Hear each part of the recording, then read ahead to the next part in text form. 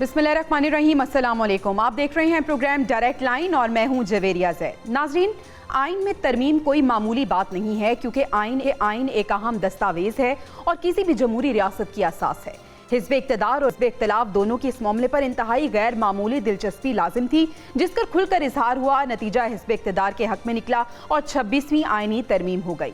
आज के प्रोग्राम में हमारी फर्स्ट टॉप स्टोरी ये है कि 26वीं तरमीम के बाद कयास आराइयाँ जारी हैं कि 27वीं तरमीम आने वाली है। क्या इससे नए चीफ जस्टिस पर जिम्मेदारियां बढ़ जाएंगी? जवाब जानने की कोशिश करेंगे। आज की दूसरी स्टोरी होगी, लंदन में पाकिस्तान तहरीक इंसाफ के वर्कर्स की जानिब से साबिक चीफ जस्टिस की गाड़ी पर हमला किया गया और वफाकी वज़ीर दाखिला मोहसिन नकवी ने इसकी शदीद अल्फाज में मजम्मत की और पाकिस्तान हाई कमीशन के हुकाम को फौरी तहकीकात का हुक्म दे दिया। जबकि प्रोग्राम के आखिरी हिस्से में बात होगी अमरीकी इंतखाबात की। अमरीका का अगला सदर कौन होगा, डोनाल्ड ट्रंप या कैमला हैरिस? इन स्टोरीज पे बात करने के लिए मेरा पैनल मेरे साथ मौजूद है। अपने पैनल से तारुफ करवा देती हूँ। हमारे साथ मौजूद हैं मोहम्मद आदिल साहब, इफ्तिखार फिरदौस साहब, हसन रजा पाशा साहब, लीगल एक्सपर्ट हैं, वो भी हमें ज्वाइन करेंगे, और हामिद खान भी हमें ज्वाइन करेंगे आज के इस प्रोग्राम में। आज की पहली स्टोरी, उस पर आदिल साहब आपकी राय जानना चाहूँगी। 26वीं तरमीम के बाद 27वीं तरमीम की बाज़गश्त है। कहा यह जा रहा है कि बिलावल साहब को टास्क दे दिया है, मौलाना को मना पाएंगे अब की बार? और सवाल ये भी है कि जब मौलाना मान गए थे, सब कुछ हो गया, 26वीं तरमीम हो गई, तो हुकूमत ने कहा था इनके बगैर भी हमारा गुजारा हो जाना था। देखें, हुकूमत ने जो पहला मरला था कि वो अपनी मर्ज़ी का चीफ जस्टिस लगाने का, वो तो उसने सर कर लिया। अब जो दूसरा मरला है जुडिशल कमीशन की तश्कील और फिर आइनी बेंच के जो जजेस का तकर्रुर है, ये बहुत इम्पॉर्टेंट है। उसके बाद अदालती बिहेवियर किस तरह का होगा, जजेस जो है वो किस तरह चीज़ों पे रिएक्ट करेंगे, सुप्रीम कोर्ट के भी और हाई कोर्ट की। हुकूमत की तो बहुत सारी तरमीम लेके आ रही थी, जिसमें हाई कोर्ट के जजेस का तबादला भी था। गो कि उसके ऊपर शदीद तनकीद हुई और मौलाना की एक कोशिश की वजह से हुकूमत को बहुत सारी तरमीम से जो है वो पीछे हटना पड़ा। लेकिन ये वक्त और हालात का तकाजा है कि अगर तो अदालत ने कोई लड़ाई वाला, जो हमने माजी में देखा कि दो इदारे आपस में लड़े, पार्लियामेंट और अदलिया हमेशा से आमने सामने रहे हैं, इस दफ़ा जो इस नई अदालती इस्लाहात के बाद जो है वो जजेस का रवैया किस किस्म का होगा, जुडिशल कमीशन जो आइनी बेंच है और जो हमारी रूटीन की सुप्रीम कोर्ट है, उनके दरमियान मामलात किस तरह से चलेंगे, ये बहुत सारे ऐसे सवालात हैं जो अभी कबल अज़ वक्त हैं। उसी की बुनियाद पर जो है वो आने वाले दिनों में फैसला होगा कि आया जो है आइनी तरमीम लानी कितनी ज़रूरी है और उसमें कौन कौन सी ऐसी चीज़ें शामिल की जानी चाहिए जिससे चीज़ें स्ट्रीमलाइन हो जाए। क्योंकि सबसे बड़ा प्रॉब्लम जो है वो है जुडिशल एक्टिविज्म, जो जिसको हुकूमतों को माजी से एक प्रेशर का सामना रहा है। तो अब चीजें चूंकि कंटिन्यूटी की तरफ जा रही हैं, जिससे चीजें स्ट्रीमलाइन हो जाएं। अब बात यह है कि तरामीम ऐसे तो नहीं आ जाती। आइन जो है वो एक किसी भी जमहूरी मुल्क का असा होता है और आइन में जो तरमीम है वो बड़ी इंपॉर्टेंट होती है। इफ्तिखार साहब, अब हुकूमत को जो जो आसानी लग रही है, ऐसा होगा कि 26वीं के बाद 27वीं तरमीम जो रह जाएगा, फिर एक और तरमीम लाई जाएगी? ये तो फिर सरासर अपने लिए आसानी पैदा करने की बात हो रही है। देखिए, जो हुकूमत का मौक़िफ़ है वो बहुत क्लियर है कि जो अब वो चेंजेस सिस्टम में लेकर आना चाहते हैं, उसके लिए उन्होंने कहा है कि हम तरामीम जो है वो करते रहेंगे, क्योंकि स्टैटिक गवर्नेंस जो है वो उनका मेयार नहीं है। तो नए दौर के साथ नए चैलेंजेस के लिए निपटने के लिए कॉन्स्टिट्यूशनल अमेंडमेंट्स की जो है वो ज़रूरत है। ये हुकूमत का मौक़िफ़ है। अगर हम देखें, पिछले 2-3 दिनों से गहमा गहमी जो है वो मची हुई है। JUIF ने भी जो है वो राब्ते शुरू किए हैं, PPP ने भी राब्ते शुरू किए हैं, लेकिन जो 27वीं आईन के खदोखाल हैं, अभी वो सिर्फ एजम्पशंस पर हैं। जो बातें पार्लियामेंट में की गई हैं और जो गवर्नमेंट ने बातें की हैं, उसके लिए तो लगता है ऐसा ही है कि जो 26वीं आईनी तरमीम के अंदर जो चीज़ें बाकियात रह गई थी, अब उनको जो है वो सेट करना है, उनको वापस किसी तरीके से जो है लेकर आना है। और वो कोई कंसेंशुअल, यानी कोई ऐसी चीज़ नहीं है जिस पर सबकी जो है वो राय एक ही हो, बल्कि वो कंट्रोवर्सी को जो है वो जन्म देगी। डिस्पाइट द फैक्ट कि ये गवर्नमेंट के एजेंडा के अंदर है कि वो 27वीं आईनी तरमीम लेकर आए, क्योंकि अब इसमें कोई शक नहीं है कि इसके लिए एफर्ट्स जो है वो शुरू है। ये कहना कि इसकी सिर्फ जुडिशरी के ऊपर जो है असरात होंगे, ऐसा है नहीं, क्योंकि उसमें जो चीजें हैं उसमें बहुत सारी ऐसी बातें हैं जो पहले कभी डिक्टेटोरियल रेजीम के नीचे जो है वो अमेंडमेंट्स हुआ करती थी, जब कॉन्स्टिट्यूशन साइड पे जो है वो रखा जाता था। और उसके अंदर जो इंटरेस्टिंग बात है उसमें ये भी एक अमेंडमेंट के ऊपर जोर दिया जा रहा है कि जो फॉरेन पाकिस्तानीज हैं या एक्सपैट पाकिस्तानीज हैं, उनको जो है वो ना सिर्फ वोटिंग राइट्स जो है वो दी जाएं, बल्कि उनको रिजर्व सीट्स के ऊपर भी जो है वो लेकर आया जाए।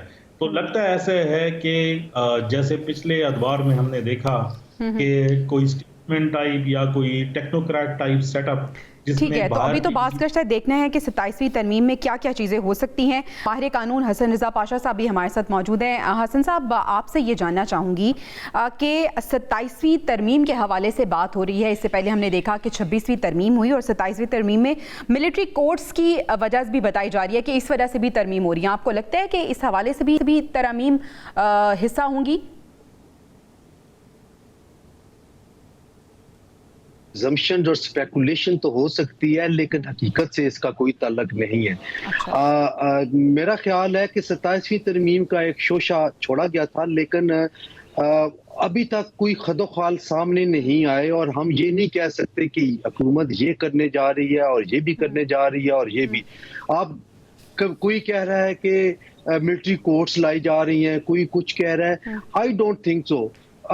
जिस बुनियाद पे ये कहा गया वो बिलावल भुट्टो जरदारी और मियां नवाज शरीफ की लाहौर की एक मीटिंग है कि इसमें ये इत्तफाक़े राय हुआ कि वो 27वीं तरमीम लाना चाहते हैं, जिसको बाद में जो कि राना सनाउल्लाह साहब जो हुकूमती मुशीर भी हैं उन्होंने कैटेगरिकली इनकार कर दिया कि नहीं। फिर जो उनके वो अता तारड़ साहब हैं जो मिनिस्टर फॉर इंफॉर्मेशन है, उन्होंने भी रिफ्यूज कर दिया कि अभी ऐसी कोई बात नहीं। तो जो हुकूमती नुमाइंदे हैं वो कह रहे हैं ये स्पेकुलेशन तो रही है। आपकी मौजूदगी का फायदा उठाते हुए आपसे ये भी जानना चाहूंगी कि ये बताइएगा कि जुडिशल कमीशन की तश्कील और आईनी बेंच का कयाम ये अब कितना इंपॉर्टेंट है? इससे पहले हमने ये देखा है कि जजेस की तादाद में भी इजाफा किया गया है। देखिए, जजेस की तादाद में इजाफा होना चाहिए। अगर आप इस बुनियाद पे आईनी बेंच बना रहे हैं कि बाकी जो अवाम के केसेस हैं वो सफ़र होते हैं और वो इस वजह से पेंडेंसी बहुत ज़्यादा हो गई है, तो हम इलादा कर रहे हैं। तो अगर आप इन्हीं जजेस का आईनी बेंच इलादा करेंगे इन्हीं में से लेके, तो फिर आप कहाँ से वो ख़त्म करेंगे वो पेंडेंसी और डेडलॉक जो है। तो उसके लिए फिर आपको यकीनी तौर पे जजेस की तादाद में इजाफा करना पड़ेगा। और मुझे याद है कि अली जफर साहब ने सेनेट में खिताब करते हुए, जो कि पीटीआई यानी अपोजिशन पार्टी से जिनका ताल्लुक है, उन्होंने ये फरमाया था कि इतने इजाफा ना करें, 4 कर दें। मीनिंग देयर बाय कि इजाफे पे हुकूमत के साथ साथ अपोजिशन भी तैयार है कि इजाफा होना चाहिए। और अगर हो जाए तो कोई मजाका नहीं है, वो आईनी बेंच एक इलादा बन जाए। वो अलग बात है कि जुडिशल कमीशन ऑफ पाकिस्तान मौजूदा जजेस में से आईनी बेंच बनाएगा या नए जजेस पे मुश्तमिल, ये अब सेटल डाउन होना बाकी है। ये तो आने वाला वक्त ही बताएगा। आदिल साहब, एक्सपेक्ट किया जा रहा था कि नए चीफ जस्टिस की तकर्री के बाद शायद जस्टिस मंसूर और जस्टिस नीब रिटायर्ड हो जाएं, लेकिन उनकी बेंच में मौजूदगी हुकूमत के लिए कितनी परेशानी का बाइस है?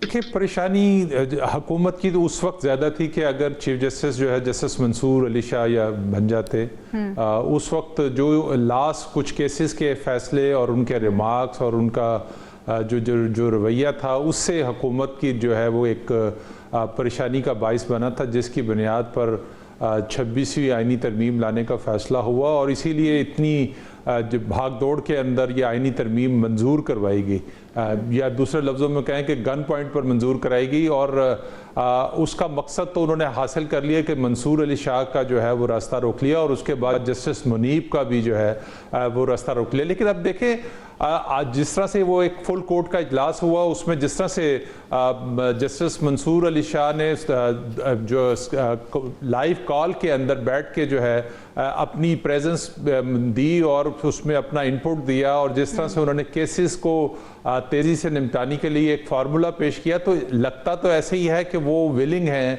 चीज़ों को कंटिन्यू करने में। और एक शायद अदलिया के अंदर यह भी तासुर है कि जो बेंच बनना है, आईनी बेंच जिसे, उसमें सीनियर तरीन जज ने चूंकि बनना है, तो हो सकता है कि उसमें भी ये नाम जेरे गौर है, क्यों जो कि हुकूमत के जो वज़रा हैं वो बड़े क्लियर अल्फाज में ये कह चुके हैं कि वो आईनी बेंच में जो है मंसूर अली शाह और जस्टिस मुनीब दोनों ही कंसीडर नहीं होंगे। तो ये कोरा यकीनी तौर पर चौथा नंबर वाले जज के नाम निकलेगा और बाकी जो नए जज अपॉइंट होंगे, क्योंकि जो जुडिशल कमीशन है इसमें यकीनी तौर पर अक्सियत जो है अच्छा इफ्तिखार साहब, आपके पास यही सवाल है कि आना चाहूंगी, क्या जस्टिस मंसूर आईनी बेंच के सरबराह बनते हुए आपको नजर आ रहे हैं?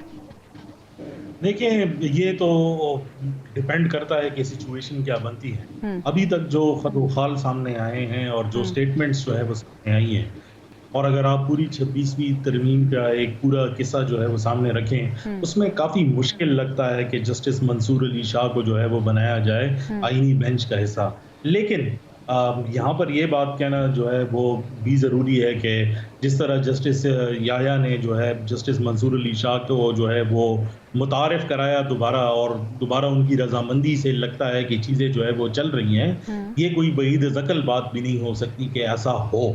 लेकिन यहाँ पर एक बात जो है वो 27वीं आईनी तरमीम के लिहाज से जो हमारे एक पैनलिस्ट ने बात की कि मुस्लिम लीग नून के स्पोक्स पर्सन ने डिनाई किया है, तो मुस्लिम लीग नून के ही लोगों ने जो है 27वीं आईनी तरमीम के बारे में बात की और उन्होंने यही बात की है कि ये अंडर कंसिडरेशन है।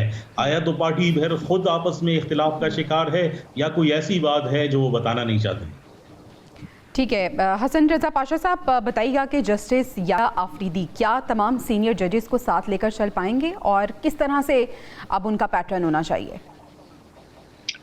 मैं समझता हूं कि जस्टिस याया आफरीदी साहब जो है वो इतने कैपेबल और इतने एनर्जेटिक हैं और हमें उनकी सलाहियतों पे भी बड़ा एतमाद है। और जो पहले दिन ही फर्स्ट डे पे उन्होंने जो है वो फुल कोर्ट मीटिंग बुला ली और तमाम जजेस ने शिरकत की, ये बहुत बड़ी बात है। और हमारा मुतालबा भी पूरा हुआ कि फुल कोर्ट मीटिंग बुलाएं और अगले 2 दिनों में फिर फुल कोर्ट मीटिंग होने जा रही है। तो 2 चीज़ें हैं इसमें, एक तो ये है कि जस्टिस मंसूर अली शाह साहब की शिरकत, जिस तरह मुअज़्ज़ज़ पैनलिस्ट ने फरमाया, वो उन्होंने उस पर इनपुट भी दी, अपनी राय का इज़हार भी किया, अपनी तजावीज़ भी दी। ये बड़ी खूबसूरत बात है और अप्रिशिएट करना चाहिए जस्टिस मंसूर अली शाह साहब के इस कंडक्ट को। और बहुत सारी अफवाहें दम तोड़ गई हैं कि वो इस्तीफा दे देंगे, वो छोड़ देंगे।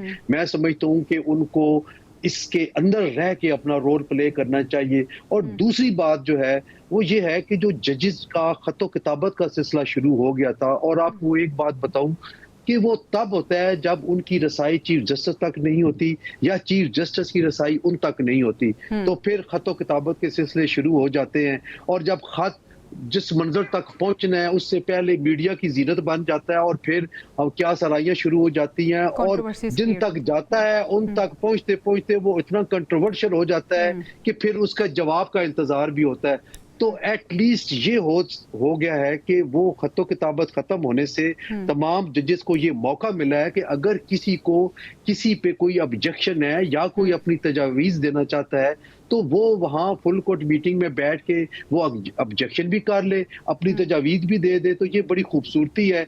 और जस्टिस याया आफरीदी साहब, मैं समझता हूँ कि उन्होंने ब्राइटली एक इकदाम उठाया कि उन्होंने फुल कोर्ट मीटिंग बुला ली। और आज जब से आज तीसरा चौथा दिन है, आपको सुप्रीम कोर्ट के अंदर से कोई ऐसी आवाज नहीं आई जिसमें इख्तिलाफ राय की कोई सूरत हाल हो।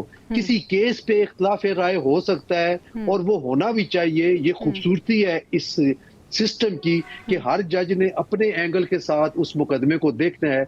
लेकिन जब जाती नौयत की आप जो है वो कंट्राडिक्शंस बना लेंगे, ईगोज आ जाएंगी, तो फिर इदारे का भी नुकसान है और सबसे बढ़ के पूरे इस मुल्क की 25 करोड़ अवाम की उम्मीदें जो हैं वो दम तोड़ जाती हैं। ठीक है, इनिशियली जो हमारे चीफ जस्टिस की जानिब से फुल कोर्ट बनाया गया उसको आप अप्रिशिएट कर रहे हैं। आदिल साहब, आपको लगता है कि 26वीं और 27वीं तरमीम के बाद चीफ जस्टिस के लिए काम बढ़ जाएगा, जिम्मेदारियां बढ़ जाएंगी उनकी?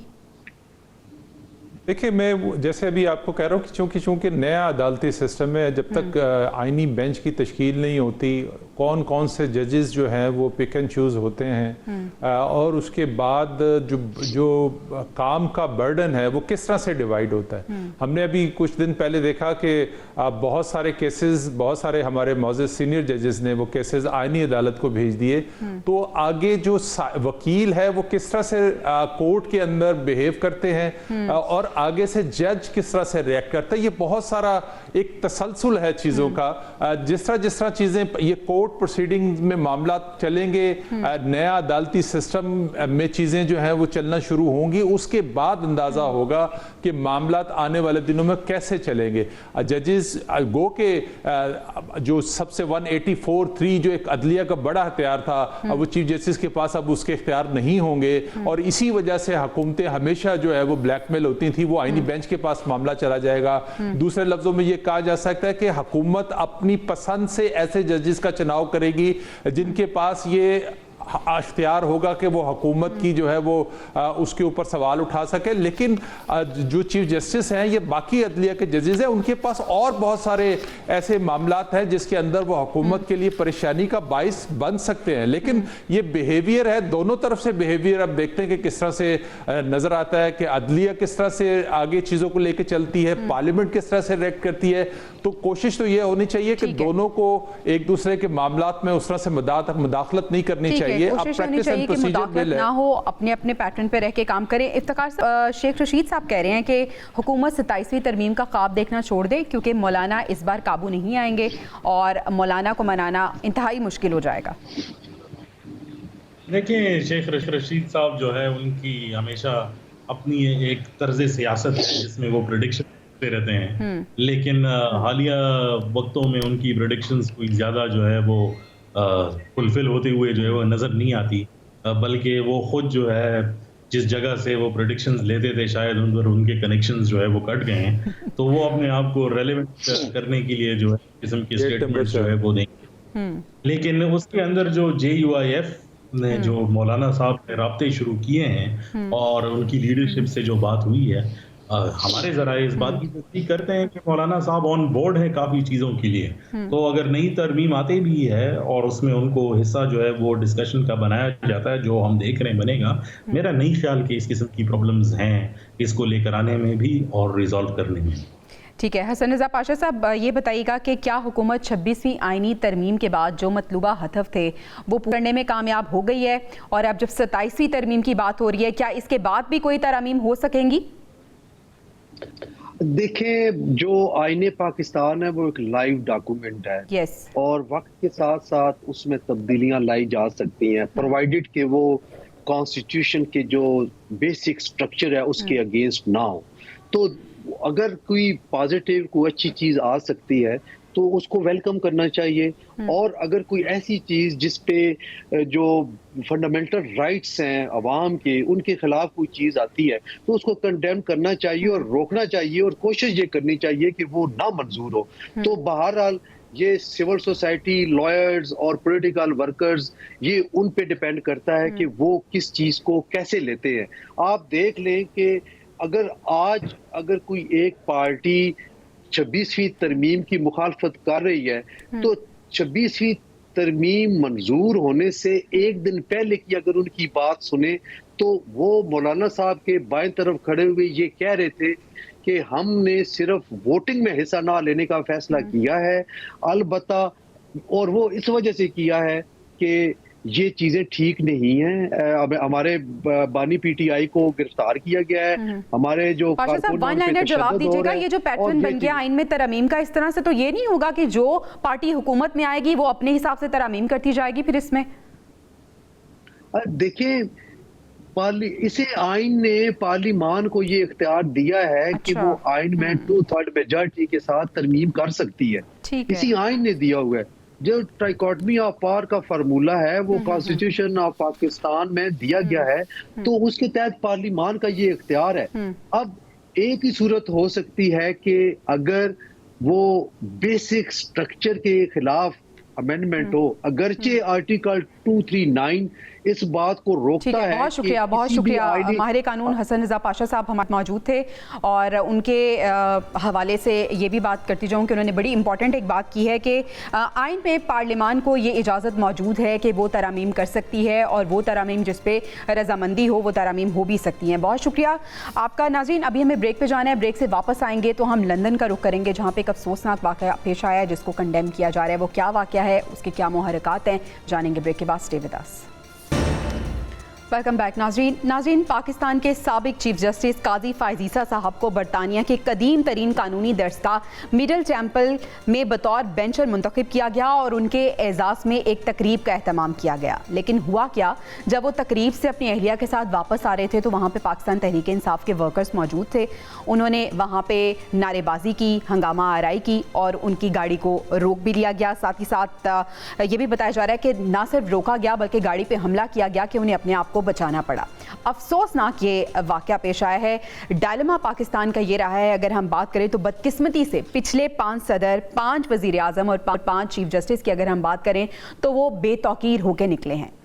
इससे क्या होगा? इससे ये होगा कि कोई इज्जतदार शख्स या तो ये अहम ओहदा कबूल नहीं करेगा या फिर इन ओहदों पे वही लोग रहेंगे जो रिटायरमेंट के बाद अपनी बेइज्जती बर्दाश्त कर सकें।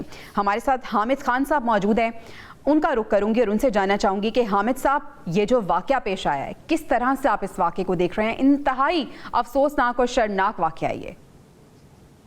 जी जवेरिया, बहुत शुक्रिया। बिल्कुल आपने सही कहा, इंतहाई शर्मनाक, अफसोसनाक, और इस वाकये की जितनी भी मजम्मत की जाए उतनी कम है। मैं समझता हूं कि सबसे अहम बात यह है कि मैंने वजीर इंटीरियर मिनिस्टर मोहसिन नकवी साहब का बयान पढ़ा, देखा और उन्होंने कहा जी कि हम इनके खिलाफ फौरी तौर पर एक्शन लेंगे, CCTV की मदद से इनकी आइडेंटिफिकेशन करके इनकी जो है वो पासपोर्ट्स ब्लॉक किए जाएंगे और सारा कुछ।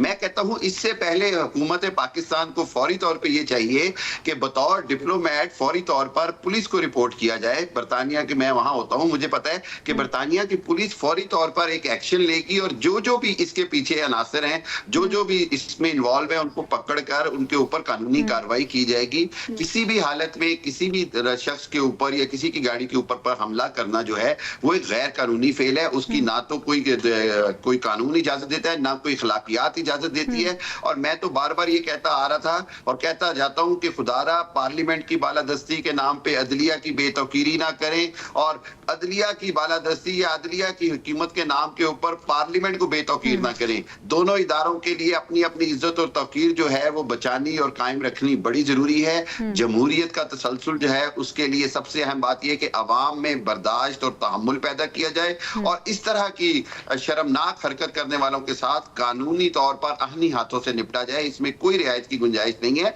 और जो ब्रिटिश जस्टिस सिस्टम है जवेरिया, वो बड़ा स्ट्रांग है। उन्होंने 2 दिन में 1 दिन में एविडेंस इकट्ठी करके उन्होंने फौरी तौर पे अरेस्ट करना है और 3 दिन में चार्ज करना है। आपको मैं बताता चलूं कि अभी चंद दिन पहले पार्लियामान और अदलिया दोनों मोतबर इदारे हैं और दोनों की इज्जत और तौकीर है वो बड़ी इंपॉर्टेंट है। आदिल साहब, काजी फायजीसा साहब पहले पाकिस्तानी हैं जिन्हें बतौर बेंचर मिडल टेम्पल ने मुंतखब किया है, बड़े एजाज की बात है। लेकिन जो वाकया पेश आया, किस तरह आप देखते हैं पाकिस्तान का इमेज मुतासर हुआ है? मेरी इतला के मुताबिक दूसरे हैं। इससे पहले आयशा मलिक को ये एजाज़ मिल चुका हुआ है। लेकिन बहरहाल पाकिस्तान के एक आला अदलिया के जज के लिए एक बड़ी एजाज़ की बात है। बदकिस्मती ये है कि तहरीक इंसाफ ने एक ऐसी बद अखलाक और अखलाकियात और तहजीब से आरी एक क्लास, पढ़ी लिखी जाहिल क्लास जो है उसको प्रमोट किया है। इसमें यकीनी तौर पर इमरान खान का जो बयानिया है, जो उनकी खुद का रवैया है, बिहेवियर है लोगों के बारे में या लोगों के बारे में जिस किस्म की जुबान वो इस्तेमाल करते रहे, वही रिफ्लेक्ट करती है उनके जो कारकुन है। और ये जो बरतानिया के अंदर ये पहली दफा नहीं हो रहा। इससे पहले हमने नवाज शरीफ के खिलाफ देखा। देखे जजेस के फैसले जो होते हैं वो कोर्ट में किसी को पसंद आते हैं, किसी को पसंद नहीं आते। साकिब निसार हो, बंदयाल हो, खोसा हो, उससे बहुत सारे इख्तलाफात हैं। अभी आप देखें कि जस्टिस इफ्तिखार चौधरी ने पीपल्स पार्टी के खिलाफ फैसला मसला दिया, उनके प्राइम मिनिस्टर को घर भेजा, लेकिन अभी 2 दिन पहले जब जैसे याया अफरीदी की तकरीब थी तो वही इफ्तिखार चौधरी जो है वो सदर आसिफ जरदारी के सामने बैठे थे और पूरे प्रोटोकॉल के साथ बैठे हुए। तो बेसिकली आपके रवैये जो है वो बहुत इंपॉर्टेंट होते हैं कि आपने किस तरह से अपने इस जमात का, इसके जमात के कारकुनों का मसला ये है कि ये एक पॉलिटिकल बिहेवियर से आ रही जमात है, इनको कोई इखलाकियात नाम की कोई चीज नहीं है, इनके लिए सिर्फ जो अपनी जमात का नजरिया है या उनके बानी का जो पैगाम है वो उसकी इंपॉर्टेंट है, इनके लिए पाकिस्तान इतना इंपॉर्टेंस नहीं है। तो ये बहुत जिस कहते आदिल हैं साहब, और इंतहाई अफसोस की बात यह है कि अपने इस रवैये पे नादिम होने की बजाय ये पार्टी अपने इस रवैये पे बड़ा फख्र महसूस करे। इफ्तिखार साहब, आप बताइएगा कि ये जो वाकया पेश आया है, मोहसिन नकवी साहब ने अब इसका एक्शन भी लिया है। उन्होंने कहा है कि जो पाकिस्तानी हाई कमीशन वहाँ पे मौजूद है उनसे रब्ता भी किया जाएगा और पूरी इन्वेस्टिगेशन होगी। कितना अफसोसनाक ये वाकया है? देखिए जी, इसकी तो जितनी मजम्मत की जाए तो कम है, और वो सिर्फ अदलिया और पार्लियामेंट के हवाले से नहीं, बल्कि हम दुनिया को इससे मैसेज देना चाह रहे हैं कि पाकिस्तानियों की इज्जत में जो है वो कमी जो है वो हो रही है। क्योंकि एक पाकिस्तानी की बेइज्जती जो है वो पूरे पाकिस्तान की बेइज्जती है। और अनफॉर्चुनेटली इस मुल्क के अंदर जो पिछले 10 सालों के अंदर जो एक सियासी कल्चर को प्रमोट किया गया, और ये कहना कि ये सिर्फ तहरीके इंसाफ की गलती है, तहरीके इंसाफ खुद एक गलती की जो है वो पैदावार है। इसको कई जगहों से सपोर्ट थी इस सियासी कल्चर को जो है वो प्रमोट करने में, और वो इस हद दर्जे तक अब पहुंच गई है कि सियासी इख्तिलाफात ऐसे बन के पेश किए जा रहे हैं जैसे जिंदगी और मौत का जो है वो सवाल है। No doubt. तो मेरे ख्याल में जो पॉलिटिक्स है उसमें हमेशा कोई ना कोई दरमियानी रास्ता जो है वो होता है। इस सियासी कल्चर के अंदर जो है ये एक्सट्रीमिज्म है, ये सियासी कल्चर कम से कम नहीं है। और एक चीफ जस्टिस वो पाकिस्तान को रिप्रेजेंट कर रहे हैं वहां पर, उनकी गाड़ी को जो है इस तरह अटैक करना और फिर गाली गलौज करना, और फिर सिर्फ इधर ही बल्कि जब वो एयरपोर्ट से जा रहे थे और उनको जो है जब वो ट्रेन में जा रहे थे और फिर हवाई जहाज में जा रहे हैं, उनकी पर्सनल जो है वो वीडियो बनाना। लेकिन जिस तरीके से वो वहां से निकले कि उनकी और उनकी बीवी ने जो है वो सर नीचे किया हुआ था कि उनकी वीडियो फोटो जो है वो ना बनाई जाए, मेरे ख्याल में किसी भी जी शऊर पाकिस्तानी के लिए जो है ये लम्हा फिक्रिया नहीं है, बल्कि इसको कंडेम भी करना चाहिए। और जो स्टेट एक्शन ले रही है ये देखा जाए कि एक्शन जो है वो। इफ्तिखार साहब, आपने बात की कि एक पाकिस्तानी के साथ ऐसा सलूक पूरे पाकिस्तानियों के साथ सलूक के मुतरादिफ है, और अगर हम एक शख्स की बात करें तो वो शख्स है जो कि पाकिस्तान के एक मोतबर इदारे सरबराह रह चुका है। हामिद साहब, आप तो बरतानिया में रह चुके हैं, वहाँ के लॉस के हवाले से भी आप जानते होंगे। कहा यह जा रहा है कि इन लोगों को CCTV की मदद से इनको पकड़ा जाएगा और इनकी शहरियत भी ख़त्म की जाएगी। क्या स्ट्रिक्ट एक्शन लिए जा सकते हैं और क्या स्ट्रिक्ट एक्शन लिए जाने चाहिए इनके खिलाफ?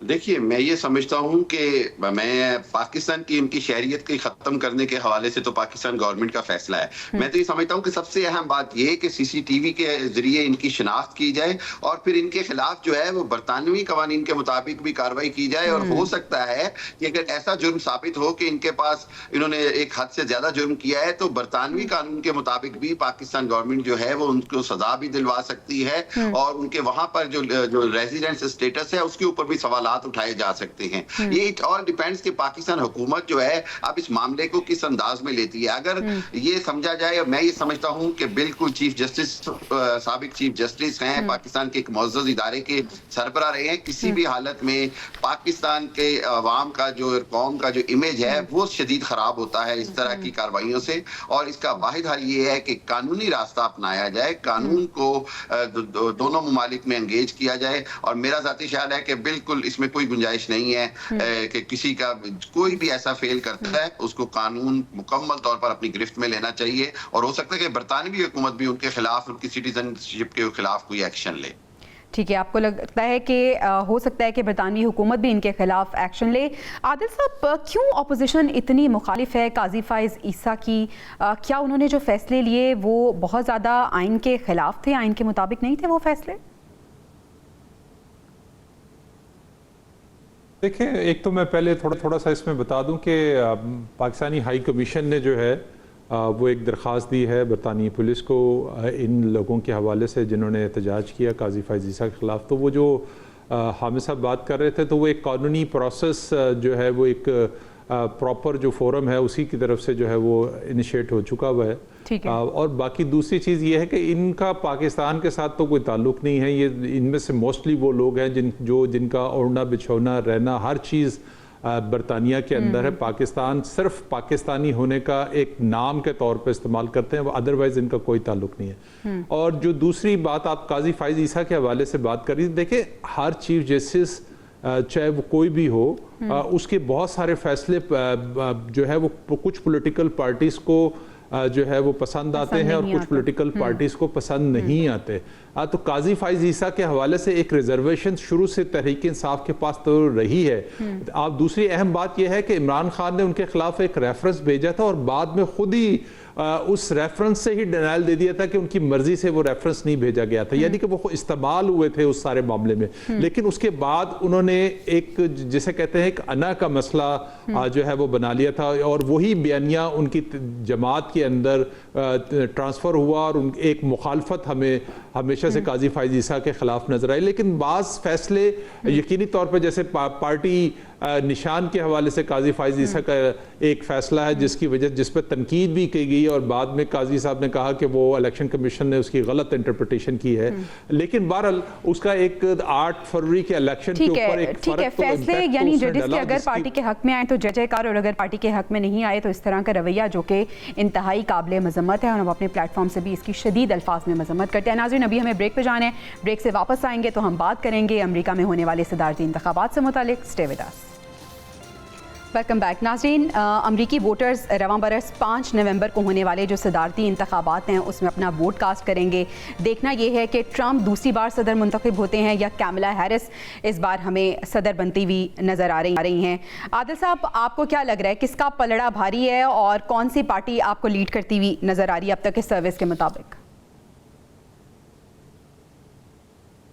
देखिए, अभी तक जो हुआ है उससे तो लगता है कि वो बड़ा टफ मुकाबला है। 48% अगर कमला हारिस हैं तो 46 पॉइंट समथिंग पे जो है वो ट्रंप खड़े हुए हैं। लेकिन जो 7 उनकी जो स्विंग स्टेट्स हैं उनका रोल बहुत इम्पोर्टेंट है और सबसे अहम चीज़ जो इस वक्त गज़ा वार है, इसराइल की जो सपोर्ट है वो बहुत जो है वो अपना असर डालेगी इस इलेक्शन के ऊपर, क्योंकि मुसलमानों की आबादी तो तकरीबन 5 मिलियन के करीब है। 1.34% जो है वो जो है पूरी जो वोटिंग उसका है हिस्सा। लेकिन उसके बावजूद जो एक हमदर्दी थी फ़लस्तीनियों के साथ और इसराइली बर्बरियत के ख़िलाफ़ जो एक एहतजाज की फ़ज़ा हमने अमेरिका के अंदर देखी, तो वो बहुत असरअंदाज हो सकती है। गो कि बाइडन इस वक्त कोशिश कर रहे हैं कि जो मिस्र में जो कतर में जो बातचीत चल रही है उसका कोई बेहतर हल निकला है जिसकी वजह से उनको कोई पॉलिटिकल फ़ायदा इस इलेक्शन में हो सके। और कमला हैरिस खुद जो 2 रियासती जो हल है जो फ़लस्तीन का और इसराइल का, तो उसकी वो हामी भी रही हैं माजी में। तो अब देखना ये है कि ये कितना अफेक्ट कर सकता है और उसके असरात जो है वो कितना। लेकिन स्विंग स्टेट्स में जो बेसिक इनकी है वो बेरोजगारी है, वो इमिग्रेशन के मसले हैं, वो हेल्थ के इश्यूज हैं, वो टैक्स के मामलात हैं, ये बहुत सारे ऐसे एक दूसरे के इन दोनों जो कैंडिडेट्स हैं इनके ख्यालात में और इनकी जो पॉलिसीज हैं उसमें यकीनी तौर पे बड़ी इंपॉर्टेंट है और वो बाजी पलट भी सकती है। हामिद साहब, आपको क्या लग रहा है ट्रंप और कैमला इनकी पॉलिसीज में कितना फर्क है और इनकी पॉलिसी कितना हेल्प आउट करेगी इन्हें?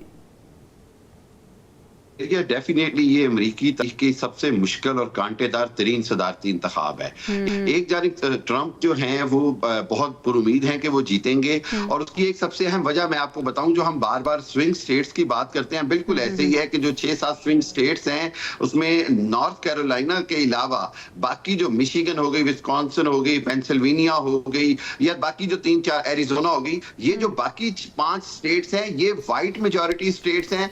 नॉर्थ कैरोलिना जो है इसमें काले यानी स्याह फॉर्म की मेजॉरिटी या ज्यादा वोट है। तो इस हवाले से ट्रंप बहुत पुरुमीद हैं कि इवन स्विंग स्टेट्स के अंदर भी वो शायद अपनी जीत बरकरार रख जाएं और 4 स्विंग स्टेट्स भी इनके साथ आ जाएं। अगर तो सूरत हाल वैसी हुई तो ट्रंप के जीतने के इम्कानात ज्यादा हैं। एक चीज जो अहम है जो मैं आपको बताऊं, जो भी इन्होंने पिछले 10-12 दिनों में एक तीसरी ग्रीन पार्टी के नाम से जो एक उम्मीदवार जो है वो एकदम ऊपर आए हैं और गजा के हक में उन्होंने बहुत ज्यादा बातें की हैं, दोनों को तनकीद किया है। ये बिल्कुल वही मंजरनामा है जो अभी हाल ही में बरतानिया के इंतखाबात में जॉर्ज गैलवे की शक्ल में था कि उनकी पार्टी भी जो थी वो फलस्तीन के हक में थी और लगा था शायद बहुत ज्यादा मुस्लिम वोट उधर चला जाएगा। लेकिन यहाँ पर मैं समझता हूँ वहां भी ऐसे ही है, क्योंकि ये वोट जाया होता है। तो मेरा ख्याल ये है कि मुसलमान वोटर्स जो हैं वो बहरहाल ट्रंप या कमला हैरिस में से एक को सिलेक्ट करेंगे। सिर्फ एक बात हमें समझनी होगी कि बाइडेन इंतजामिया के ऊपर जो सबसे अहम तनकीद बड़ी हो रही है वो ये कि वो सीज फायर कराने में नाकाम हो गए हैं। हत्ता कि दोनों की पॉलिसियां यहूदी नवाज हैं, दोनों यहूदी लॉबी को खुश करना चाहते हैं, दोनों किसी भी हालत में कोई भी इसराइल के खिलाफ बयान नहीं दे रहे हैं, ना ट्रंप ना कमला हैरिस। सिर्फ एक बात जो बार बार समझी जा रही है वो ये कि अगर जो बाइडेन चाहते तो शायद इतनी ज्यादा तबाही और बर्बरियत ना होती और फिर लबनान और यमन और सब। ठीक है, आपका पॉइंट आगे। इफ्तिखार साहब, आपको क्या लगता है कि जो जंग बंदी है उस हवाले से कौन सी पार्टी जो है वो काम कर सकती है, डेमोक्रेटिक या फिर रिपब्लिक?